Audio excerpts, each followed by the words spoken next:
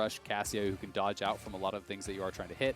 I think Orianna can work in a similar way, not as dominant in that straight-up 1v1, but obviously, you know, a strong team fighter and likely going to play Phase Rush. We'll see if he decides to go Cleanse or not, because there is a ton of CC between the Galio taunt, the Thresh hook.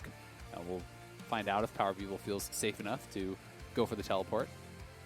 I really like the Galio here, not just to protect those side lanes, but it also makes for just a wonderful team fighting mechanism as well. If you're able to toss Thresh in there like a bowling ball with the Kalista ulti, or even if he takes his own hook into the middle of the fight, instantly can be followed up there with the Galio for the heroic entrance to make sure that they've got quite a wombo there with their combo. At the same time, FlyQuest making sure that they have the Ornn and then the Orianna to follow up means plenty of AoE CC damage potential there from that side as well. So I've said it plenty of times before here on an LCS broadcast. My favorite kinds of games are the ones where both teams have different engage options, so they both have the chance to say, hey, here's where we're going to fight, here's how we will take control of the game, and it'll come down to who does it better. It's exciting to watch those kind of games, right? You know, it's clear win conditions, it's ways for both sides to succeed, and you have to see, as you say, who can execute. And really, at the end of the day, to beat Cloud9, you have to be able to execute on a really high level. I'm so interested to see how this Pantheon Ezreal lane is going to play out. It feels like the Pantheon isn't going to really contribute a lot in that 2v2, to be honest with you. It does have good gank assist, but it's something where you can get away with a weaker laner because it's paired with the Ezreal. The question is, can you get away with a weaker laner against Zven and Vulcan playing Thresh Kalista? Because that is one of the most high kill potential lanes, and the Pantheon is definitely susceptible too. You know, if you get hooked in as that Pantheon, you can get those spears stacked up, you can go down, and will they give up too much on that bottom side? Too many dragons on that bottom side is really my big question. And I'm also going to be having my eyes heavily attuned to the top lane there throughout this game with Ornn and Kayle going up against each other. We know how Kayle is just that ticking time bomb for level 16. And then once she hits that point, she has all her items, Gunblade included. You feel like you're dead by the time she's done turning both her eyeballs towards you. One eyeball takes off the first half of your HP, other eyeball, and you're back in the fountain. The champion is ridiculous once it scales up. At the same time, with Ornn on the other end of the table, he's able to make sure everybody's stronger than they should be with all those items. And I think if one of these two champions can really have a much greater impact than the other one, it could completely swing the game. It really can, and I do think it's potentially a pretty good game for the Kayle because there's multiple frontliners to hit. One of the things that Kayle really struggles against is, well, two things. There's CC and long range, because Kayle is still short range. You know, it doesn't have a lot of mobility. It's not like a Kassadin where you hit 16 and you're just everywhere and instantly killing everyone. You still need to get access, and even during that ultimate, you know, even at rank 3, yes, you have some time to auto-attack, but you can be CC'd during it and locked up, and then you are very squishy, right? So you need to have that space created for you, but I think with the Galio and the Thresh, you're creating that space, and you're allowing the Kayle to have some good targets to actually free fire on with that Trundle and the Ornn. So it could be a pretty successful game, but there is opportunities to punish this Kayle, especially in the early stages, and even throughout the game in the side lane. You know, Ornn +1 can definitely kill off a Kayle. Let's see if FlyQuest can keep the defeat train going here for Cloud9 and put them in a world where I don't think anybody would have expected at 0-3 in their past 3 games. FlyQuest has been having their own share of struggles, particularly last week, but bouncing back the way they did against TSM yesterday. I do think this team has what it takes if they're really on their mark to make Cloud9 work for it and give us a close game here. And I'm interested to see, you know, can they look good against Cloud9 if they don't get that monumental advantage? Because they look great against TSM, don't get me wrong, but they did create such a big advantage off of that failed invade and then the follow-up kill at the blue buff. It felt like the game was decided against TSM in the first 5 minutes. And then they did great to snowball the game and to really not make any errors. But can you create that sort of lead on your own, right? Because we're not having any sort of fireworks early on yet in this game, and I want to see how proactive they can be. Can they match the pace of Cloud9? Because I do think that is something that FlyQuest has struggled with at times. They're more of a passive team, and if you allow Cloud9 to impose their will upon you, to be invading and being the one setting the pace of the game throughout, it likely is not going to go well. C9 getting a ward down early on the red buff of FlyQuest, seeing that it's still there. They know that Trundle didn't start at red buff.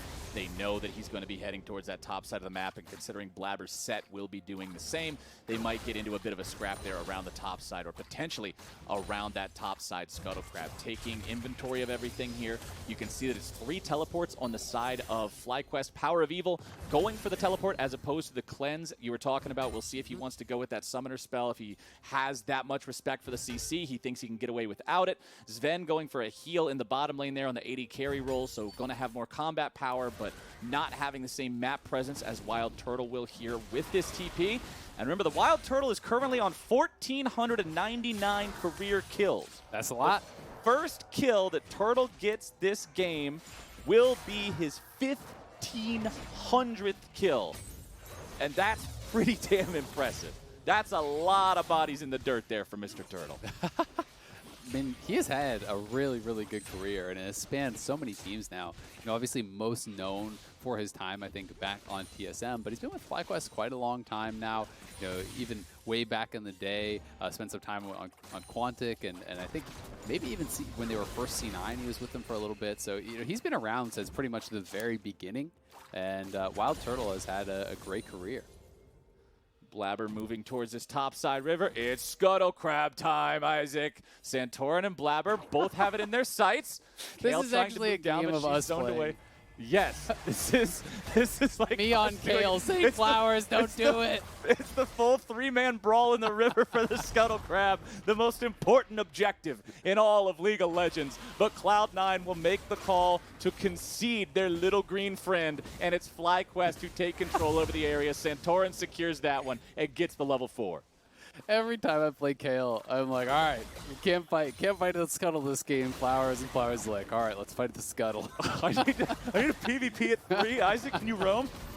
I'm level 1 under my turret. I just hear Licorice telling Blaber, please, let me farm. Don't fight for the stupid Don't do crap it. and get the other one. Blaber's like, I see an angle. Get this. But what if I use my face breaker? He's there. He got the bottom side when he didn't get 2 crab. That's what's important. And now Blaber may look to make something happen underneath this turret here. IgNar has used his shield, but considering Blaber is aware that Santorin is right there at the Gromp, trying to do a turret dive with the enemy jungler just a couple of feet behind is never really a smart idea, and C9 backs away from him.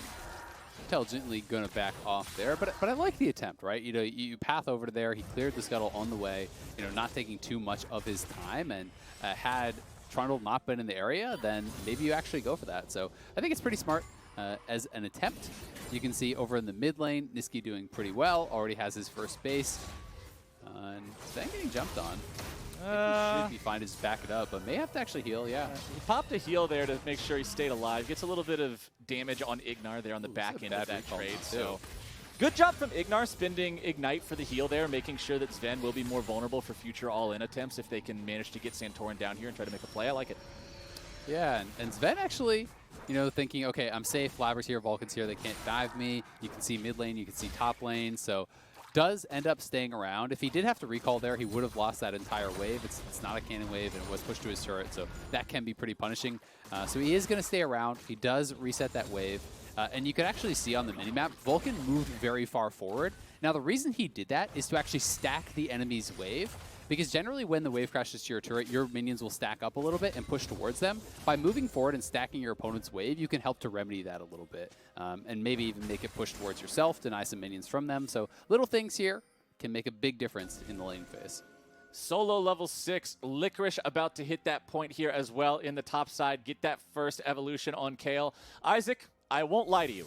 It is my job to talk about this game professionally, but I do not remember which one of them is Ascendant or Transcendent or whatever we call all the different Kayle names. I just call it more wings or less wings, and she currently has more wings than she did a minute ago, and that means she has reached her first evolution. Licorice continuing to scale up here on this champion. He's got that nice golden aura around him, and the scaling and Kayling is commencing up here with the 2 Doran's rings in inventory just to make sure he gets himself through that laning phase as easily as possible. You can see also there with his runes, fleet footwork, plus the cookies from the Inspiration secondary just to give him as much laning strength as possible, keep that health bar topped off. Solo goes for an early trade, but Licorice can easily get some damage on the back end there now that he's got those ranged auto attacks coming in, as Blaber and Santorin could get into a fight here yet again. This topside Scuttle Crab is the harbinger of battle. A nice two-man shockwave coming through from PowerOfEvil as Solo fires in the Ornn Horn from above the Rift Herald pit. It's not going to find the knock-up onto Blaber critically there, but the knock-up over the wall will find him. Blaber does manage to escape. Licorice using the Kayle ulti there to make sure his top laner make sure his jungler, stays alive. And everybody walks away from that one. Lots of ults used, lots of summoner spells. IgNar made the roam, so that's why Cloud9 had to retreat. I think they could actually win that 3v3, especially from the position they were in, where Licorice was actually on the inside track. You know, Solo was ulting from that Tri-Brush, so still fairly far away. It is going to cost them on the bottom side, though. You know, a couple minions will be lost here by Turtle. They lost plates as well, so Cloud9 does come out ahead on that exchange, despite the fact that they had to use that flash in retreat. They had to use some ultimates as well. Everybody's staying pretty close overall in terms of how you compare the teams, though. 11.8 to 11.6, couple hundred gold lead here for the side of Cloud9. You can see farming advantages in both mid and bottom lane for them. Jungle's pretty much even. Slight farm lead for Solo, actually, there in the top side on that Ornn. Itemizing towards the Abyssal Mask first and foremost, recognizing that Kayle is going to be mostly magic damage. With the longsword and inventory, I can assume Licorice will be going for the Hextech Gunblade first, as a lot of times you see those Kayles do. So we'll have a bit of a hybrid profile there, at least for a while. Santorin looking to pass off that blue buff towards PowerOfEvil. Does manage to do so. I like the collapse attempt from Cloud9. If nothing else, those can force your opponents to make the jungler smite it so the mid laner doesn't get it. Unfortunately for them, they were just a little bit too slow, and the handoff was successful. But considering their bottom side of the map control, C9 can now take the first Drake of the game, no contest, 9 minutes in. Good for them, but it isn't really a fast dragon, you know, so it's not concerning at all, I don't think, for FlyQuest. I do actually think that Cloud9 are a little bit behind the pace that I was expecting them to be as far as these neutral objectives takes. They are normally so quick to actually go for that first dragon. I do think it's partially because Blaber was playing up on that top side a lot. Not really to get aggressive, but more, I think, to just protect the Kayle, to get Kayle to 6 where he can start farming. You can see, though, that despite that, you know, Licorice is still down a good 20 CS. He's actually lost 2 tower plates also. So, you know, the Kayle not really doing that well thus far into the Ornn. You know, you're definitely not going to win this matchup early on. There's not really much hope of that happening. But, you know, generally speaking, your goal is to just try to farm even, right? And if you can farm even, you're really happy. In this case, it's not catastrophic, but it's not great. It's a situation where even's not really even because you're supposed to lose already, right? Yeah. Like, even is a success, but a couple waves behind, not the end of the world. Blaber looking for that Rift Herald. Got Vulcan and Zven topside here to help him out. Nisqy also hovering around the area. Santorin thinking about maybe being able to head in here. He's got PowerOfEvil and IgNar right behind him. The Pantheon ulti not available. IgNar still only level 5. They try to go in and go for it. That first smite that you saw there coming down did not quite kill it. Got it down to 80 HP, but it was Cloud9 who secures the Herald there for themselves, and they're able to pick the eye up with Blaber. Gotta say, I'm a little bit disappointed in FlyQuest there. That was a very half-hearted contest. You don't even have anyone answering Kayle. You walked Solo, who had no TP, all the way up from that bottom lane over towards the Rift Herald, and as a result, you're going to give over probably at least 1 plate. Yep, there's a plate, and that 15 or so CS advantage is now completely gone. So there's a fairly big cost to that roam there from Solo, and I actually thought when they're moving up, oh great, you know, you can actually just hard engage here, try to take that 5v4, maybe get some kills, at the very least get that Herald. Instead, they took the very passive approach, and Solo is going to be punished for that roam as a result. So Cloud9 went out on both sides. You get farm and gold on the bottom side. You get that Rift Herald on the top side. The turret's now low enough that you can actually just drop Herald and even donate that gold over to Licorice to put him way ahead, which is what they're going to do. There he goes. You know, this series of events is actually very bad for FlyQuest and puts kind of the early stages of the game from Kayle from, like, not great to really, really good. Level 9 on the Kayle. Needs 2 more to hit that next big break point. Solo getting himself away as Licorice tears down the turret with the help of Shelly. Shelly will not be able to get a second headbutt off on the tier 2 there. Barely makes it past the ruins of the tier 1 before Solo's able to bonk her one in the eyeball and take her off the rift here yet again. 2 minutes until the next Drake spawns, but Cloud9 building a nice lead for themselves here. 1,500 gold up in the early game. And remember, ladies and gentlemen watching at home, this is not like a situation what we saw last game with 100 Thieves versus Team Liquid, where they have to make sure they commit absolutely no mistakes throughout the game because of the fact that their composition is at an inherent disadvantage if they do. C9 does have frontline. They do have some engage here, so we'll see if they can continue building these leads up against FlyQuest. But Fly do now have that Pantheon ulti, so can they get the angle? Can they find the opportunity to collapse and punish C9 as they continue to push forward here on the top side? Probably not with how they're actually playing. You know, Blaber is already here. They're going to engage. Vulcan with the flash into the play as now Blaber is bringing IgNar back into the rest of the team, and Nisqy has joined. He comes over with the taunt, a nice shockwave onto a couple Cloud9 players, but it will not matter. It's C9 getting the first blood, and first blood for the AD carry. Feels oh so good. Yeah, that is great for Cloud9. They're even going to be able to continue pressuring this turret here. PowerOfEvil is around, so they got to be careful. Blaber has no flash. He might just be dead. Yep. Blaber tries to get out, but it will not work. And there we go. Sound the horn. WildTurtle 1,500 regular season kills with a mystic shot into Mr. Uwu Ears himself. Sett is out of there, and Turtle's holding the trophy. Congratulations, Turtle. One of the longest careers in the LCS, has had an incredible amount of success, and back here again, subbed in with FlyQuest, looking good. Grabs the 1,500th kill. You love to see it. You love to see these longtime LCS veterans hit those marks like that. Maybe it'll be enough to give Turtle that power spike that he needs to continue through this game and carry one for FlyQuest here against Cloud9, who are still 1,500 gold ahead. Drake is just about to spawn. You can see some critical item breakpoints being hit across the board. Gunblade for the Kayle, Proto Belt plus Stopwatch there for the Galio, Blade of the Ruined King for Kalista. On the other side, Abyssal Mask done for your Ornn. You've also got that Archangel Staff stacking up there for PowerOfEvil as FlyQuest moves in. Santorin tries to pose a threat, but it's him and IgNar who are now in a lot of trouble. Licorice leading the charge here, chasing after these melee players on the side of FlyQuest who have to fully disengage. IgNar and Santorin are just not a very threatening duo when there's multiple Cloud9 guys around. Both their carries, Turtle and PowerOfEvil, were actually in the mid lane. So when you see Ezreal and Orianna, you really don't care about anyone else walking up as that C9 squad. So as IgNar and them showed up, and Nisqy looking for a kill on Turtle. He might just find it, man. WildTurtle caught out, slapped down. Nisqy with an easy solo kill. Just came out of nowhere. TP'd in, it looks like. Had the home guards very likely. Just zoomed in with the ghost from Spellbook. Hits him with the penguin dab. 1,500 kills, but takes him down just as easy.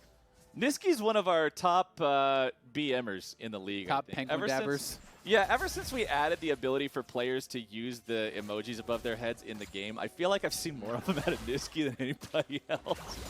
Which, I mean, that fits the bill to me for Nisqy, because Nisqy's one of the few pro players who, whenever I've been streaming in the past, he will come into my chat and say, I don't know how the hell you play this stupid Skarner for every game, bro. I'd be so bored. He just shows up to BM and then goes on his way. He's like a mystical sage that has to drop by to lend you his penguin dabs and his Skarner wisdom. Then he's off to smash some more lanes and win some more games. Yeah, Cloud9 in general seem to be pretty big fans of the emotes. Zven loves the thumbs up, I would say. That seems to be his most popular. Just hit him with the thumbs up. Cloud9 and being meme lords, man. It's just part of the brand here for this squad as they continue building the lead this game. Up to 3,000 gold, 2 Drakes, 2 turrets. Every single metric you want to measure this one by, man, it's all coming up C9. FlyQuest trying to keep themselves in this game. They got a CS lead there in the mid lane, so PowerOfEvil is going to try to find some big clutch shockwave here in one of these fights for him. Maybe wombo combo that there with an Ornn ulti, but they're going to need it if they don't stop this bleeding here soon. They have great scaling, so they can still win a team fight, of course. We'll see if they can catch out Vulcan here, but Glasgow there, so he should be fine.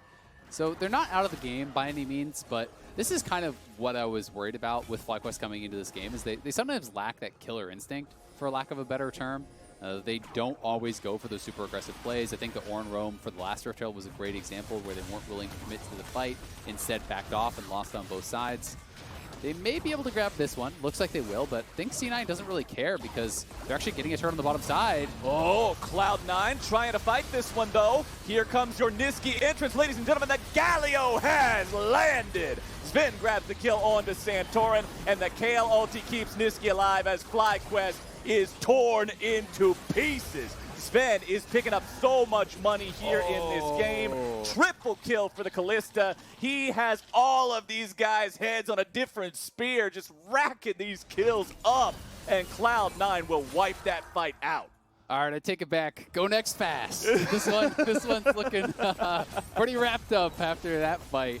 FlyQuest had what was, pretty much a guaranteed Rift Herald there, but I think they wanted more because they know it's like the average value of a Rift Herald is, say, half a turret, or maybe a little bit more, 2/3 of a turret, whatever. They were losing their turret on the bottom side, and if they committed to that, and didn't actually base and stop Licorice, they might have lost an entire turret. So I think they were worried about that and wanted to get more. So as a result, they looked to actually engage. They saw Blaber moving over. They do land the Shockwave, but it basically just breaks the Galio's passive, and Blaber just uses that as a way in. He's like, Shockwave me towards you? Great, now I'm in range, let's fight. Goes on in. Licorice was so quick on that TP. Credit to him, because if he was a split second slower, I think Nisqy actually would have died. Nisqy even had a spellbook barrier and barely survived until Licorice arrived for the heal, for the ultimate coming through, keeps them up, and allowing Zven to just run rampant throughout that team fight and completely wipe FlyQuest off the map. And you can see that in that last team fight, it was actually PowerOfEvil who did the most damage out of any individual champion in the game. The problem is, all of the rest of his team put together didn't do as much damage as he did. And when you compare that to the fact that the damage meters on Cloud9 are all pretty impressive in their own right, I mean, Vulcan did as much damage as WildTurtle did in the team fight. So this just means that when you look at it holistically, I don't think there's any way that FlyQuest are going to match up to Cloud9 in the current state of the game. 6,000 gold lead, 30 seconds until this Drake spawns. FlyQuest can still give up this one, but that does put them on that ever-dangerous soul point of giving up an Ocean Soul if they let even one more go afterwards. I think they have to give this one up unless you can find a pick prior to it. I just think you have no chance of winning right now, so you need to try to get some more item completions coming through. When you're looking across, there's just so much more strength on the side of Cloud9. They're going to move forward, take this turret. They have a lot of vision already in the jungle. They'll then retreat back towards the dragon. The reason they're trying to control the space is to stop any vision coming through, and Santorin in trouble. Oh no, Santorin! Trundle can be pretty tanky, but when you're in the middle of 5 dudes just slobber knocking you, you're not going to get away from any of that. Not with a Cinder Hulk and a Ruby Crystal in inventory. This Trundle is just not tanky enough to survive. And with the enemy jungler out of the picture, Blaber is free to just go in, secure this Drake here for Cloud9. They'll send Vulcan and the rest of the squad over to help him out because there's not anything else to push for, Isaac. The problem is, look at what turrets are left to take nearby. It's not like there's anything else to meaningfully work for right now. Tier 1 down in both mid lane and bottom lane. Tier 2 even gone in bottom lane. Cloud9 now 7,000 gold ahead. They're on soul point, and we are just now cresting 20 minutes. They are looking really good so far this game, and pressuring up in this top side. You can see multiple members roaming up, but likely Solo should just be able to walk it out here. IgNar has been largely very ineffective this game on the Pantheon, and now going to face check, could be in trouble. IgNar trying to flash away from this to keep cloak. himself alive, but here comes the slam, and there comes another slam. It's just a slam-a-palooza as Cloud9 will find themselves their 8th kill of the game. Solo tries to get himself out of this one. He's not even going to get the second half of the Ornn ulti off. He is taken down. The damage goes through. That is 6 kills here for Zven on Cloud9. This is the Cloud9 we had been seeing for all of spring and all of summer up until these last 2 games. That death honestly felt to me like you've given up a little bit from Solo. You just saw your support die, and then you're trying to clear out the wave at the turret by yourself when they have Rift Herald. It just doesn't really make any sense. They bought a little bit of time for PowerOfEvil down on that bottom side to get some turret damage, but who cares? You're taking Baron. There's no way to contest this. This game is looking very, very over here as Cloud9 will grab this. Nearly 10,000 gold ahead at this point. more item completions are coming through. Licorice is level 13. You know, he's working towards that Rage Blade. The Kayle, you know, really hasn't even been that big of a factor in the game thus far, and that is still kind of looming in that distance. The level 16 coming up, but everyone else is so fed, so who cares? 3 levels to go, and then even if you take down that monstrous Kayle, you've got 6-0 and 2 Zven with Blade of the Ruined King, Runaan's Hurricane, and working on his 3rd completed item right now, currently sitting on a maximum bounty already of plus 700 extra gold. And let's not forget about Nisqy either. This Galio is nothing to joke around with this game, having some big ultis, having a lot of presence in the fights, being saved by Licorice when necessary. We remember the solo kill he got onto Turtle earlier. He's been having a big role here too, and honestly, Cloud9 seems back in the form that we expect him to be. They do, and one of the problems I think also here for FlyQuest is that you drafted this losing 2v2. You drafted for the Pantheon, who's supposed to be having, you know, pressure elsewhere with roams and with ultimates. We haven't seen anything, right? Nope. And IgNar even actually, you know, spent less time in lane to donate solo experience to Turtle. As a result, he's really underleveled because they aren't winning any fights. He's not getting experience elsewhere from kills and from assists. So, you know, he's level 8.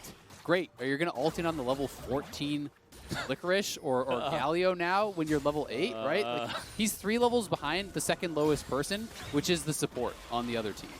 Right. Now Vulcan finds the hook onto Santorin, who goes into the stopwatch to stay alive after losing half of his HP. Pretty important defensive cooldown gone for the rest of the game there, as Cloud9 will continue pushing in both mid and top. Nisqy being the one to keep this mid lane enchanted with the Baron buff as the rest of the team tries to put the damage into the tier 3 there in the top lane. FlyQuest holding on for now. Solo stepping up there in mid lane, trying to keep Nisqy as far away as possible. The waves are a little bit staggered here, so FlyQuest can try to bounce back and forth in between the 2 lanes, taking care of them, but Cloud9 seem to be completely undeterred. They will just continue putting as much pressure on FlyQuest as humanly possible. And unless Cloud9 makes some sort of large error now, with this being a 10,000 gold lead 23 minutes into the game, it seems pretty over here for the FlyQuest boys. Yeah, it would probably have to be a series of errors, honestly. You know, I don't even think that like one teamfight loss is enough unless like 5-0 into Baron, into something else, because 1 minute on Soul, they're going to push in here pretty uncontested. They likely will be able to defend this as a mid lane inhibitor because Kayle's still on the top side and there's multiple extra members coming here from FlyQuest. But as you send too many members mid, then the side lanes get pressured, and now Cloud9 can move forward and secure this mid lane inhibitor here. After this pressure, they know that FlyQuest hasn't been out on the map for a really long time, so there's no vision whatsoever over by that dragon either, which means FlyQuest is going to have such a hard time making their way over to even have a chance at stopping the Soul. You say there's no vision whatsoever by this dragon. There's no vision whatsoever ever. They have a pick in their base. You look at the 2 wards, they're keeping a nice eye on those 2 rocks inside their base. They've got vision on those rocks forever. But anything outside of rock control is beyond FlyQuest at this point. As Licorice finds himself jumped on by a 4-man collapse from FlyQuest, they will finally grab themselves their 2nd kill. They will shut down that Kayle, but at what cost? Now, they've given Cloud9 the opportunity to go after the Drake, but Cloud9, they're deciding they want to go for the 4v5 anyway. Zven's going godlike. FlyQuest is going down. Blaber is going aggressive into the back line. PowerOfEvil trying to run himself away as Nisqy stands there trying to get the last little bit of damage onto Solo and Santorin. It goes through. He's found himself a killing spree, and now Cloud9 will chase Santorin down to that Drake area. They will pick up their Ocean Soul. I don't know if they're going to be concerned about Trundle or not. They might just let him run into the wild blue yonder and be done with him. But Blaber does not seem to be willing to let that happen here today. He has a Hex Flash. Could just go over the wall here. There he goes. But Santorin will successfully execute. Good use of emotes there from Santorin, you know. The thumbs up into the well played. I like it. Give him credit for that. Why take the chance if you're Cloud9? You don't know if he has Smite or not because you're not going to track both charges. It's such a tiny chance that he's actually able to steal it, but Blaber chasing him out, letting Zven solo that dragon means there's no opportunity whatsoever for Santorin to ever steal that. You now have Soul, you're 10k up, you are running over the map. Licorice is on 3 items, closing in on that 16 for Kayle, and really, there are just way too many strengths in Cloud9's team right now. You know, you have Zven on double lifesteal. He just finished his Bloodthirster. He had many thousands of gold to spend, even bought the Aegis on top. So it's going to be really difficult to take him down. If you focus everything and pick off Zven somehow, you still have to deal with Licorice and Nisqy, who are ridiculously strong. I just don't think FlyQuest really has a way to answer at all. Cloud9, if this team truly is back at the top of their game, you would expect them to probably finish the game here on the next push. They've been known for finishing games out around 30 minutes, if not before. So you can see with all of them grouped up there, pushing towards that top side, looking at that second inhibitor here of this game. That's probably what they're going for. Blaber with the Hex Flash over the wall won't find the opportunity to grab anybody with the ulti, but Cloud9 still continues their push up as Licorice stays separated from the other team, just escorting those super minions in, and importantly, picking up some solo EXP to continue scaling towards 16, but Blaber's deciding it's time to go for the fight. Now it's Nisqy in the back line, looking to find the big taunt onto everybody here in FlyQuest. PowerOfEvil's already gone. Solo tries to tank up there, but he won't be tanking anything that matters. Cloud9, they found the enemy mid laner, and now they're going for the end of the game. Nexus turret number 1. There's your target, and it will not stand for too much longer. FlyQuest, you can either make your defense right here or wait in the fountain for it to end. Either way, outcome will be the same. Solo's going to drop. Turtle stuck in the fountain. Santorin stuck right there beside him. Nisqy goes up into the air, gives him an angry bumblebee just because why not?